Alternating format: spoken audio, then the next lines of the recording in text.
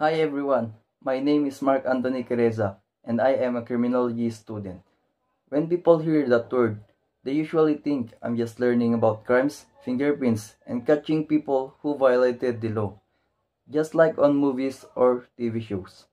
And sure, we do learn about that, but being a criminology student is about so much more than what other people expect or think. We do learn about crimes, laws, and investigations, but we do also learn about psychology, how people think, sociology, how society works, and the law.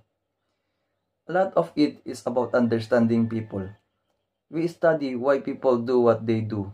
We learn about different backgrounds and reasons and why people sometimes make bad choices. We should understand their perspectives and how we can help them. The work we do in criminology may challenge your views. You will learn to question things and think critically about everything that happens in your environment. You will realize there are no often easy answers to solve the problems, but what I am sure of it is that most criminology students want to help people and make the world a better place and a safe place to live. It's about justice and fairness for everyone, and making a difference one step at a time is the goal. It was a difficult course, to be honest. I had many sleepless nights studying all of its scope.